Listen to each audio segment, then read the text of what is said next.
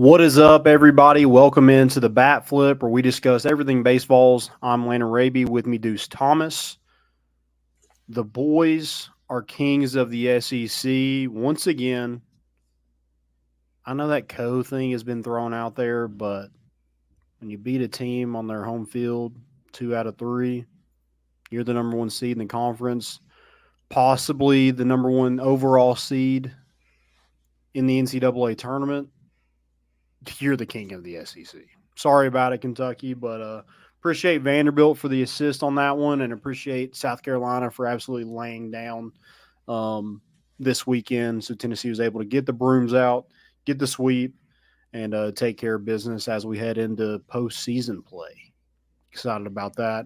Guys, before we get into everything, please go check out our good friends at Iguani Farms Golf Course.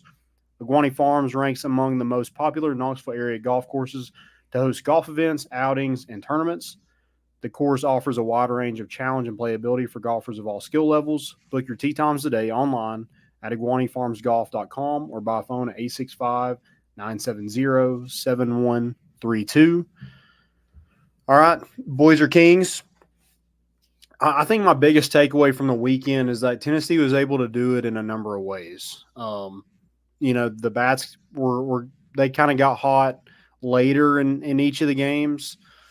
Friday dealt with some defensive issues that just kind of got you behind there, but you're able to come back. Thursday, you just kind of beat them down as the game went on. And Sunday, it was kind of a pitcher's duel, and then you got kind of a couple base hits here and there, but no home runs. So I just thought that Tennessee was really solid all weekend, and the pitchers were phenomenal. 5 earned runs the entire weekend, and just shoved the entire weekend. Sunday you had Saturday you had Xander going. Friday Beam doing what Beam does. I thought Aaron Combs was solid. Nate Snead was good. AJ Causey continues to just mow people down when he comes in, and usually the third inning, Chris Dalmos does a good job to get the games going. So I just thought a phenomenal weekend from the pitchers, because anytime you kind of get that performance, you give up 5 earned runs, Tennessee's sweeping you.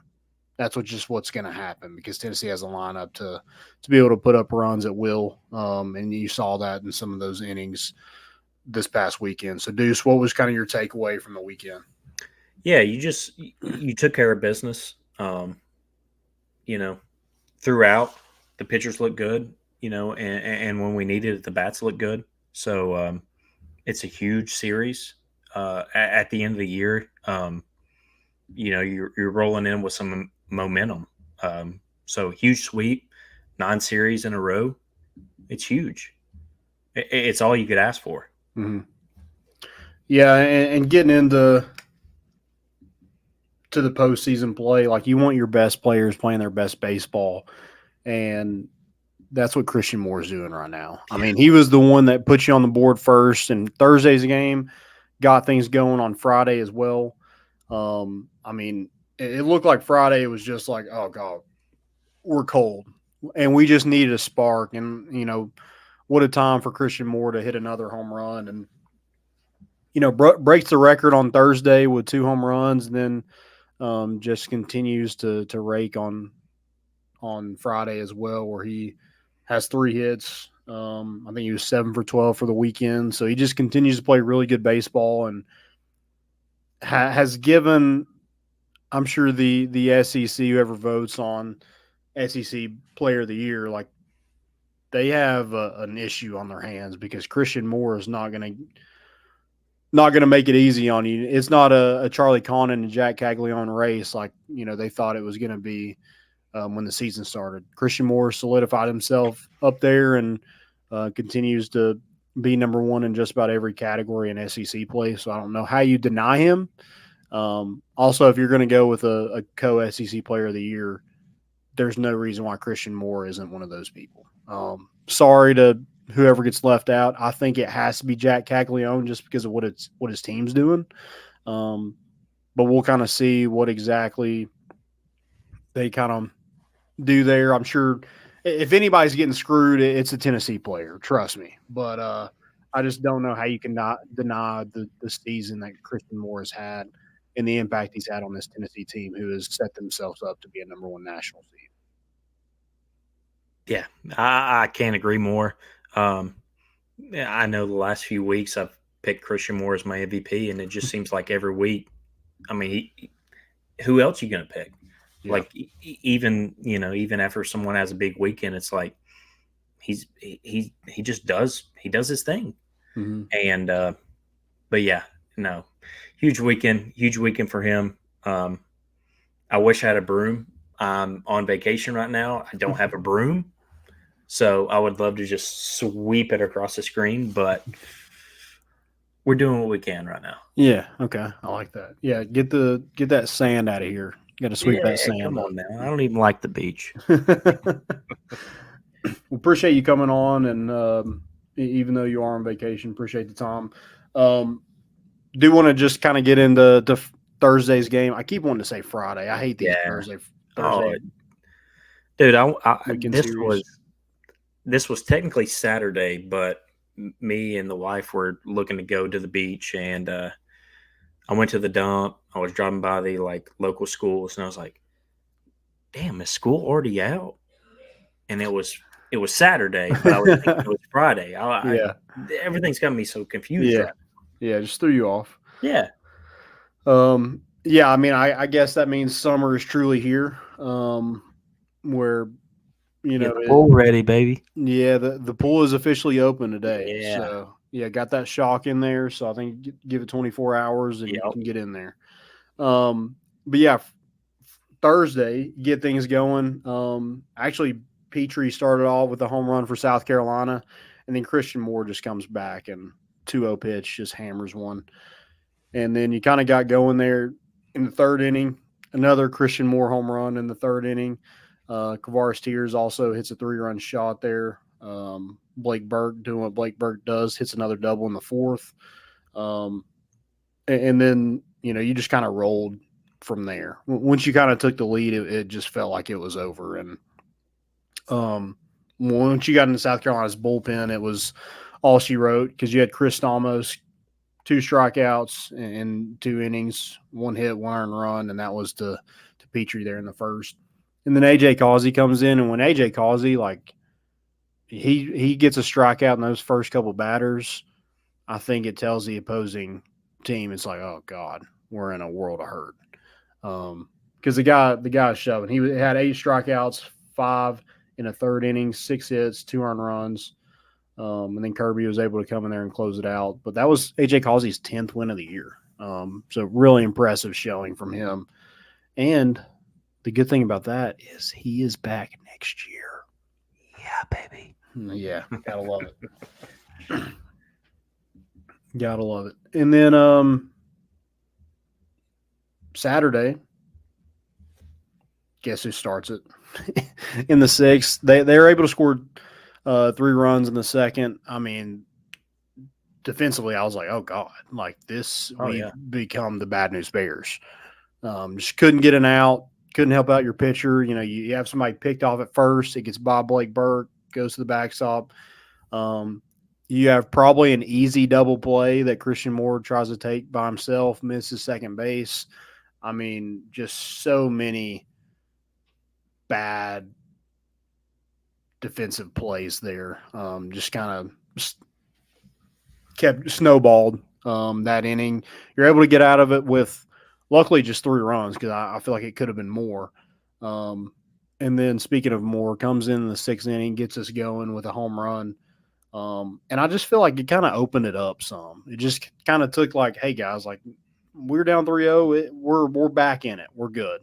He just gave us some life, and then Hunter Inslee with a huge home run to take the lead later on in that inning. And it just felt like once you're able to get the lead back, South Carolina just didn't have it anymore. Just weren't hitting the baseball good, and then it starts raining, and your hopes of getting some runs kind of diminish a little bit. And then you load the bases from walking guys, and then you have Blake Burke come up, and you just gave him a meatball where he's able to hit 448 feet and then flicked his bat and then did suck it like DX to the entire South Carolina team. Dude, the like connection between him and Tony, Oh, like dude. I just keep replaying that in my head. Like Burke hits the suck it, and Tony's just like, Yeah. Oh, dude, he loves it. I love that. Yeah. I mean, it's got to feel good. And I don't really know what it's like to build a team like that, but I have, played some video games in my life. And like the guys that you recruit that go out there and play really well, you're like, dude, I'm so glad I got that guy. And I'm sure Tony Vitello feels the same way and then some when, he's built this team to where they're at. And you see guys that, especially Blake Burke, recruited him all the way from California. Yeah. And he comes here and has the career he's had. And, Christian Moore from the Bronx. Yep. In New York. And it's awesome to see kind of how this team has been built through the transfer portal. And, there's some in-state guys like Hunter Inslee, Forrest Tears, Drew Beam, guys out of state, Blake Burke and Dylan Dreiling from Kansas and Christian Moore. I mean, just the way this team is formed and kind of become one is pretty awesome to see. Yeah, it has to be like a proud dad moment. You're just like, this is what I pictured in my head. Yeah. But yeah, the Burke Tony thing, I keep playing it in my head. Like it's just like it's awesome. Yeah. Yeah, it was fun to watch. And then I'm glad Drew Beam was finally able to get some help. I talked to his mom on Saturday, and I was like, hey, we're able to get him some help finally in that game. She said, I know, right? It's about time. But, yeah, I thought it was just another game where, like, the bats just aren't helping him out. And they finally come alive in that sixth inning, and he was able to get the win from that. 8th win of the year. And, you look back on some of those games where, if the bats get going a little bit more, he's probably up to at least 10 wins. So just another solid season from Drew Beam. And Binky comes in there, throws an inning. Aaron Combs, just disgusting stuff. And I said this last night on on More Important Issues. Aaron Combs faced 12 batters this weekend, 5 of them strikeouts. And I mean, he makes people look silly. Yeah. At the plate. So that it was fun to watch him, and he's just improved a ton. And then Saturday, I got to go to the game Saturday. Got through out the first pitch, oldest letterman in Tennessee history, or I guess oldest letterman now at Tennessee, 98 years old, goes out there, is in front of the mound, but lines up like he's pitching from the stretch. Just like has the ball behind him and like he's like shaking off Charlie Taylor and then tosses the ball in there. So that was cool to see. And I don't know if that was the reason why Xander just pitched out of his mind, but it was awesome to watch Xander just kind of strut around the mound. He had a ton of confidence out there. And, 6 innings of scoreless baseball, only 4 hits, 4 strikeouts, no walks. So it was just really solid on the mound, and he's a weapon. Yeah. It's not like you're just trying to salvage and, try to get a win that way. I mean, he's been a really bright spot for Tennessee, and, there was a lot of doubt when A.J. Russell went down of what's going to happen on that last game, and Xander's done a great job at that.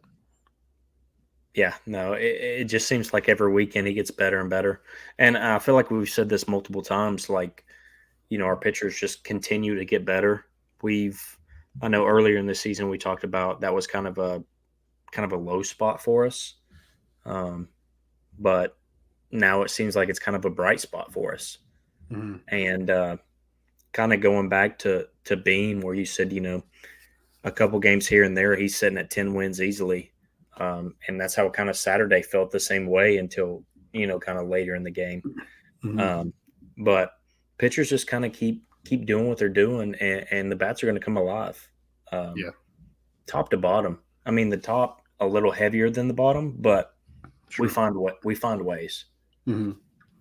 Yeah, and I love that we're able to do it like in an inning where you're able to put up crooked Mhm. numbers. I mean, in the fifth on, or I'm sorry, in the third on Thursday, you scored four. In the seventh, you scored three.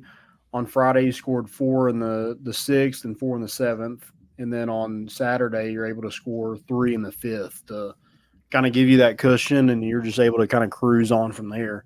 Um, it was just fun baseball to watch. Tennessee just dominate a team that they should beat, Mhm. um, but to kind of dominate the entire weekend.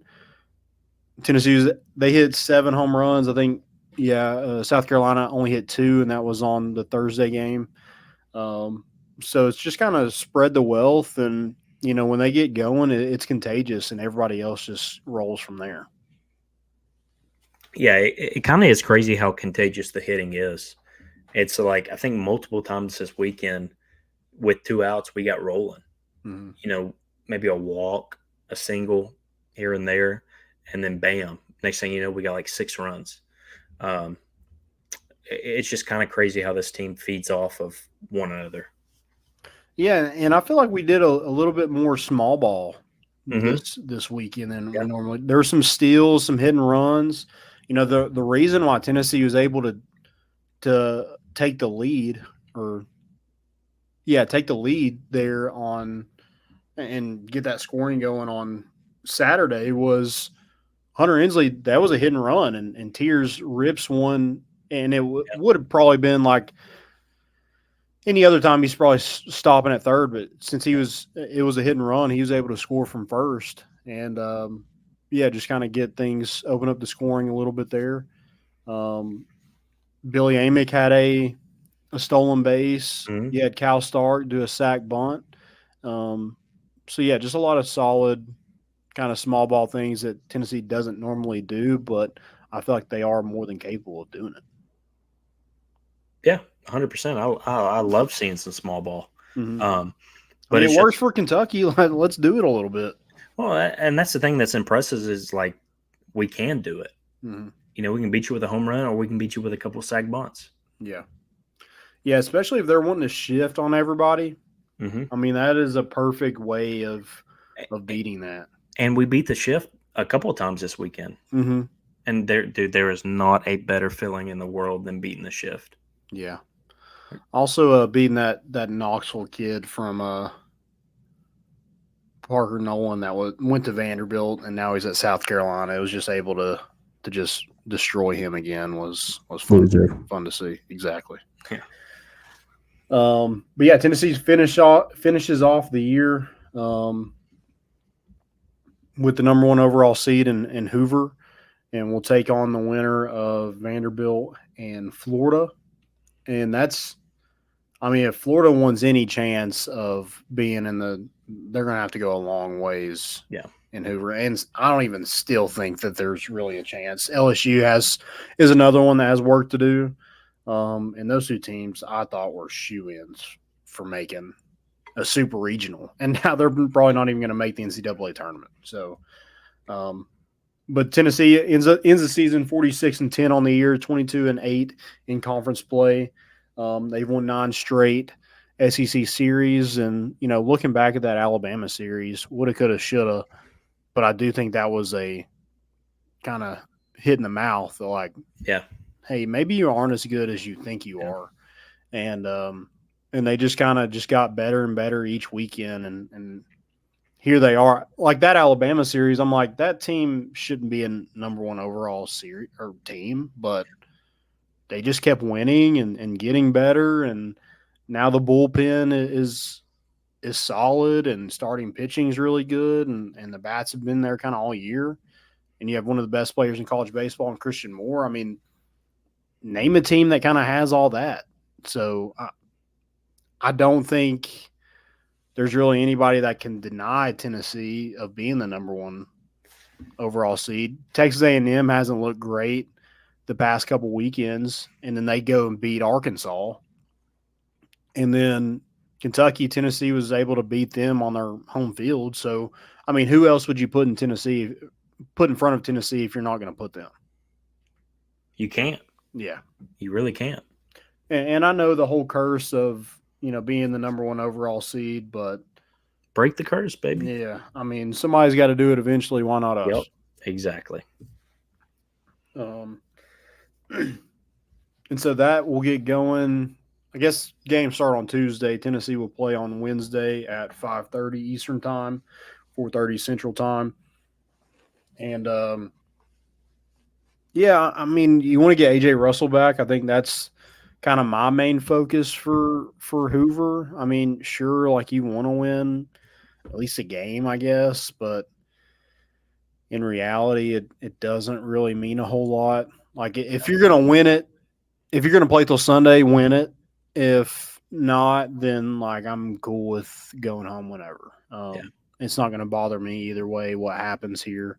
Now I want Tennessee to play good baseball, sure, and I want everything to kind of work out. But if you just get beat in a close game, like whatever, we'll get set up for regional play and super regionals here in Knoxville until we go to Omaha.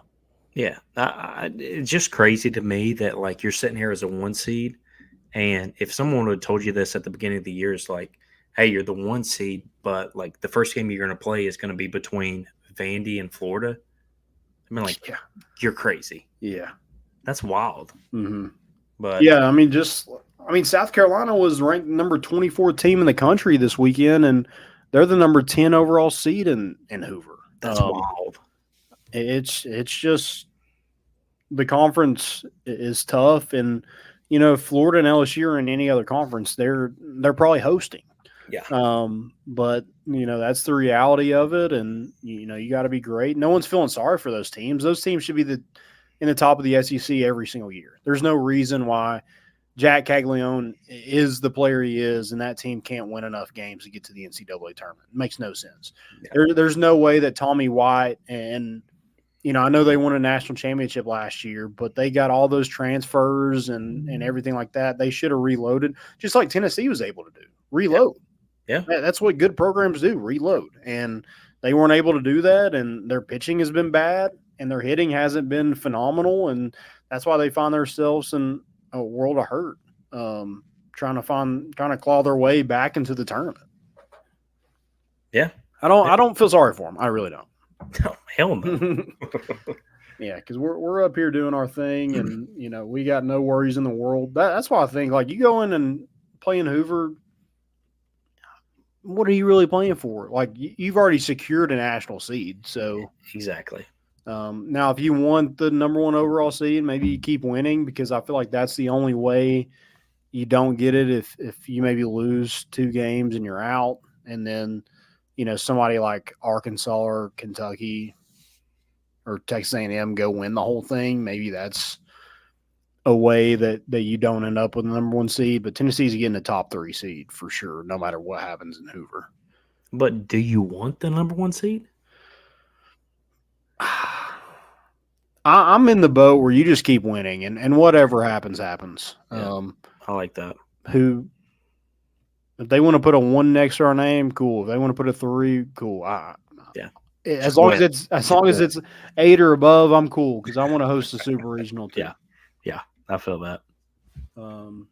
Yeah, that's kind of all I'm looking for. So we'll see kind of who they pair us with after Sunday when Selection Sunday starts, and see kind of what the regionals look like. But yeah, I'm excited. I love postseason baseball, and think Tennessee's been there before, so they should have a leg up. And I think Tennessee's got a ton of veterans in this lineup and on the mound where, hey, let's go win us one. Yeah. No, you've got the experience, and like you said, it just doesn't get any better than postseason play. Mm-hmm. Some of my best lifetime moments have been in postseason play. Yeah. Look back to Clemson last year.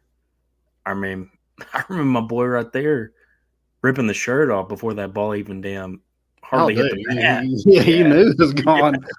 Yeah, you waxed your armpit. I did. Fired up.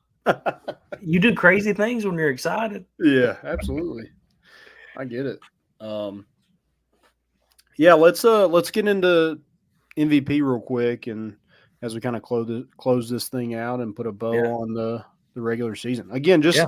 just a great regular season. Yeah, it I don't was. think you could ask for much more. Again, Tennessee's playing, I think, their best baseball right now. Top to bottom, and so I think they have as good of a chance as anybody to win in Omaha. And again, like the reason that they've been there before. I mean, they were there last year. Some of those guys were there in 2021. So I think you have a ton of veterans that have been through this before, and it should pay off once you get to that point. Now I got to keep winning, but if you're not able to hit the amount of home runs or at least come close to hitting the baseball like Tennessee is when they're at home, I think you're going to struggle. Yeah. And we've seen that time and time again in SEC play where teams come here. Yeah, like Georgia got hot, but Georgia's one of the teams that like can hit with Tennessee. Mm-hmm. Now their pitching isn't phenomenal after their first guy, but they can swing it. But teams that can't swing it the way Tennessee can, I think you're going to struggle in Lindsey Nelson if you are not able to put balls over the fence. Yeah, and you've seen that. Mm-hmm. You've seen that in multiple series. Yeah. But no, just kind of hit on what you said. Like you couldn't expect anything more from this season. So just roll with it. I mean, DraftKings also feels the way we do. Like I looked about putting a bet on Tennessee to win the national championship. It ain't worth it. No, it's not. No, it is not. But yeah, let's just keep winning and keep making Volshop print some shirts out that say champions on it. And I think one of my favorite things about like postseason play is like the regionals. Like you get like the regional shirt with like all the teams on it. Mm-hmm. That's really cool. And then the Omaha one with all the Omaha teams on there. Those are some of my favorite shirts that I have. So looking forward to getting more of those. And I think my MVP of the week it's easy. Semo. Yeah, got to be Semo. Yep. 7 for 12, 3 home runs, 3 RBIs, so all solo shots. And again, like okay, let's talk about this. The SEC Player of the Year. If you're going to go SEC Player of the Year, this guy is leading every category in SEC play, minus RBIs. He's tied with Charlie Condon with 41. Charlie Condon's batting like third in the lineup. Christian Moore is batting first. Yeah. He has to hit behind 8th and 9th batters. Now, I'm sorry to bring Cal Stark into that, but let's be real about it. Like those guys aren't really meant to get on base. Charlie Condon is meant to bat when guys are on base. And that is the only category that's even really close. I mean, it just the season he's had, I just don't know how you deny him of even let's say if you're going to do like body of work, sure, Charlie Condon is blown out of the water. Jack Caglione is blown it out of the water. But if you're going SEC play, which is what you argued is the reason Trey Lipscomb didn't win it a couple years ago. How do you not put the guy on the number one team in the country that has all the stats in conference play, is batting leadoff? I just don't know how you deny. I mean, if you want to give it to Charlie Condon and Christian Moore, I don't really have an issue with that. But if you're going to throw Jack Caglione in there when he's not even going to make it to an NCAA tournament, that is insane to me. So there's my case. I've done it the past 2 days. I did it on More Important Issues. I'm doing it now. That's my case. Christian Moore is SEC Player of the Year in some capacity. If you want to put Co on it, whatever. Co, you want it. Charlie Condon is a really good player and deserves awards. I'm not saying that he's not deserving of it.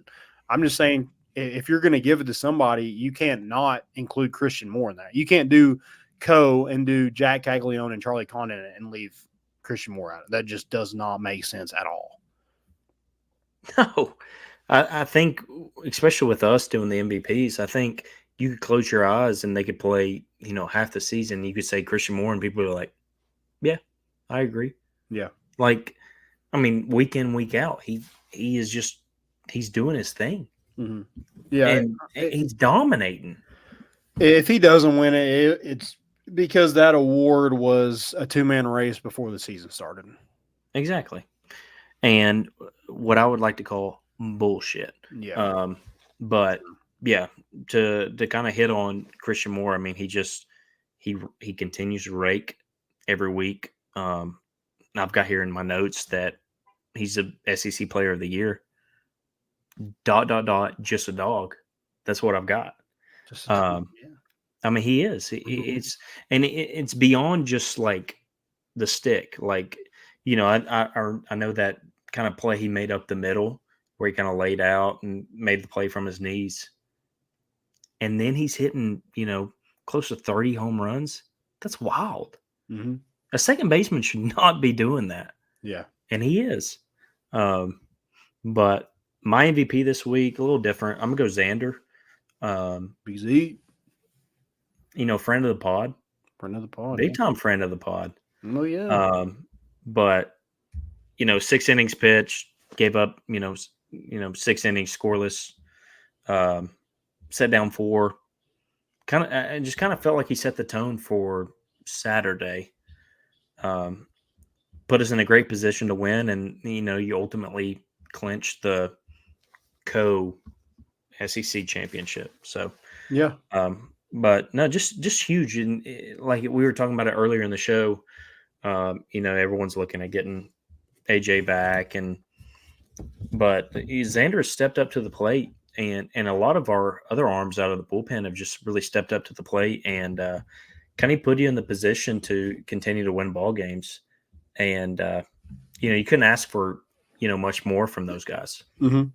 Yeah, I mean, like that's a game where you're like hoping to get a couple innings out of Xander and go to Nate Snead, and he just kept striking people out, kept getting ground balls. I mean, he had a ton of double play balls that got him out of innings, and I mean, it was just super solid. And that's a game where, like, to tie with Kentucky, you needed them to lose and Tennessee to win. Well, first you got to win. Yeah. And like those guys probably aren't really paying attention or knowing like what does that score look like. But I mean, I'm sitting in the stands and I'm checking. I'm like, dude, it's 8-3. They're killing them. And after like the way we kind of laid down on Sunday after we beat Vanderbilt in the series, I was hoping that wasn't going to be the case. And I think you're absolutely right. Like Xander set the tone, was like, hey guys, I ain't doing that again. I'm at least giving ourselves a chance to tie it. Now, if Vanderbilt can't take care of business or at least win one game, like that's on them. But yeah, I think that was huge to kind of get that win. In reality, does it mean a whole lot? Maybe not, but it did, because it did mean something, because that other team had to lose. So, you had to win, and it was good to kind of see those guys get that win and kind of get that. I think it's good to kind of get those celebrations going, because you get addicted to that feeling. Like, like, let's do that again. Let's dogpile. Let's take this picture with this sign or whatever. So I think it's good to, let's put our championship shirts on. Let's continue to do that. You can do one in Hoover. You can do one in regional. You can do one in super regional, and do it in Omaha. Yep. So we got a couple more shirts to print. So really excited kind of what this team can do in postseason baseball, because, I think they got the coach, they got the players, they got the pitching, they got the bats. They kind of got that, out, or that calculation for Omaha. Like, that's when you're building an Omaha team, Tennessee has it. So excited kind of what they can do the rest of this postseason. Yeah.